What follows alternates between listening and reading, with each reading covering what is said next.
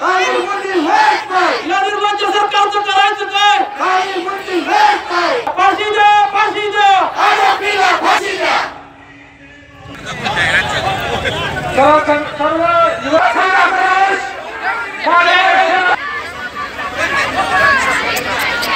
महिला या बाजूला बसा.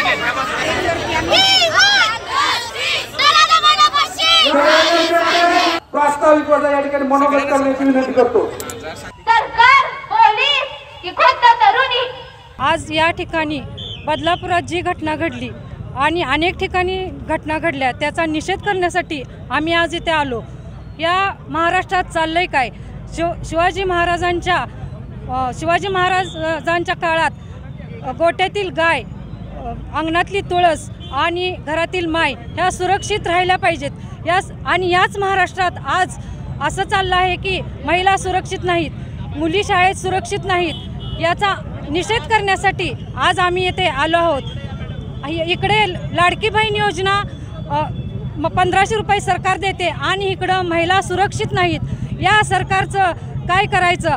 या सरकारचं खाली मुंडी आणि वर पाय केले पाहिजेत आणि या सरकारने या नराधमांना लवकरात लवकर फाशी द्यावी अशी माझी मागणी आहे.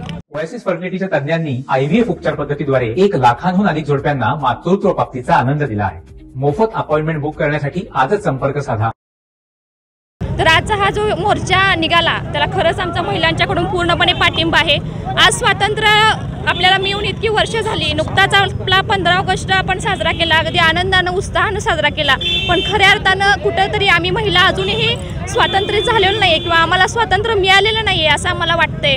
कारण इतक्या वर्षाच्या स्वातंत्र्यानंतरही आम्ही शिकलो. सावित्रीमाईंनी प्रयत्न केले, सावित्रीमाईंनी दगडगोटे झेलले आणि आम्हा महिलांना घरातून बाहेर पडायला मिळालं किंवा शिक्षण घ्यायला मिळालं. पण एक डॉक्टर बनलेल्या तरुणीवर सुद्धा अत्याचार होत आहेत. ही स्वतःचा जीव धोक्यात घालून ती आपल्यासाठी किंवा जनतेसाठी उपचार करण्यासाठी त्या हॉस्पिटलमध्ये गेली होती. पण तिची सुरक्षितता कुणी आपण दखल घेतली नाही किंवा ती सुद्धा सुरक्षित राहू शकली नाही. तर आम्ही सगळ्या महिला सुरक्षित आहोत का? आज छत्रपती शिवाजी महाराजांच्या जर महाराष्ट्रामध्ये अशा घटना घडत असतील तर त्याचा जाहीरपणे निषेध आहेच. पण माझी सरकारला एक विनंती आहे की लाडकी बहीण योजना आम्हाला नको आहे. आम्ही एक वेळ उपाशी राहू. तुमचे 1500 रुपये आमच्या काही कामाचे नाहीत. पण सुरक्षित बहीण योजना, सुरक्षित भाची योजना की तुमच्या बहिणीनं कुठलीही काळजी न करता आपल्या मुलीला शाळेमध्ये सुरक्षितपणे पाठवता येईल ही योजना तुम्ही नक्कीच करावी. आणि असे काहीतरी कायदे केले पाहिजेत की जेणेकरून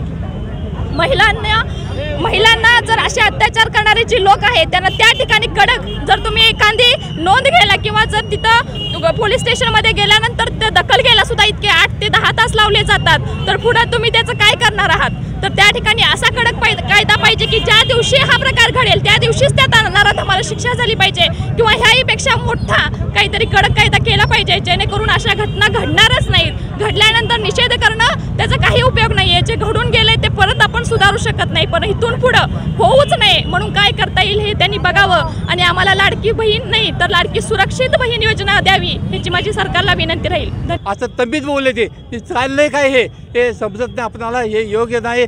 आणखी एका त्यांच्या नेत्यानं, शिवसेना नेत्यानं केक कापला वाढदिवसाचा, तो तलवार कापला, बायकोला कापूला हात द्यायला बाकीच्यांना दिला आणि म्हणला की बाबा CMना सांगा, मुख्यमंत्री शिंदेसाहेबांना सांगा याच्यावर ॲक्शन होता कामा नाही. पोलिसांनी काय म्हणजे चाललंय काय? पोलिसांना CMला सांगा. इतकी मोठी तिचे धाडसं होत आहेत आणि कशासाठी होत आहेत आणि हे सांभाळलेले गुंड आहेत आणि ह्या गुंडाचं राज्य संपलं पाहिजे आणि हे अत्याचार अन्याय चालले की कोणी कशा पद्धतीने होत आहेत हे त्यांनी जाणून घ्यावं, खात्यानं जाणून घ्यावं आणि होता कामा नये. आज जनतेनं सुद्धा सतर्क राहिलं पाहिजे. जनतेनं निषेध चालायचा नाही. ज्या शेतीत आहेत त्यासह महिला आल्या, त्यांनी निषेध नोंदवला, त्यांना सुद्धा हे खटकलंय. एका बाजूला लाडकी बहीण म्हणायचं आणि एका बाजूला अत्याचार अन्याय किती दिवस त्यांना सुद्धा सहन झालं नाही. त्यामुळे आज त्या रस्त्यावर आलेले आहेत आणि सगळे युवक बांधव सुद्धा आलेले आहेत, सगळे समाज आलेला आहे. त्या सगळ्यांनी दखल घ्यावी आणि इथून पुढे होऊ नये हे स्वतःहून काळजी घ्यावी अशी सगळ्यांनी विनंती केलेली आहे. घेतील असं वाटतंय नाही. आम्ही त्यांच्या मागं आहे, त्यांच्या पाठीशी आहे आणि त्यांना कुठं झालं तर आम्हाला कळवावून सांगितलं, कळवतील ते. काही दिवसापूर्वी झालेल्या बदलापूरच्या घृणास्पद घटनेच्या निषेधार्थ आज पोलीस क्रांतीची कालच हाक दिली आणि आज हजारोच्या संख्येनं महिला, माता भगिनी, वडीलधारी मंडळी, युवक बांधव आज पोलिसच्या चौकामध्ये हजर झाली. खरं म्हटलं तर हा जनतेतला उद्रेक शासनानं लक्षात घ्यायला पाहिजे, पोलीस खात्यानं लक्षात घ्यायला पाहिजे. कारण तुम्ही पोर्शे गाडी असलेल्या बिल्डरला एक न्याय देता आणि साध्या सर्वसामान्य गरीब माणसाला दुसरा न्याय देता. त्याला 10-10 तास या असल्या कृत्याच्या आधी त्या नराधमानं 100 वेळा विचार केला पाहिजे, अशी जरब शासनानं बसवावी. नाहीतर जनता कायदा आपला हातात घेईल याची वाट बघू नये. कायद्याचं राज्य, लोकशाही अत्यंत अबाधित राहावी अशी मागणी या निमित्तानं व्यक्त करतो.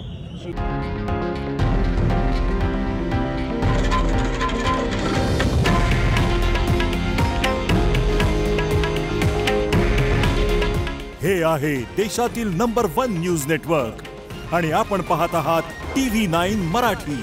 काळजी तुमची, हित महाराष्ट्राचं.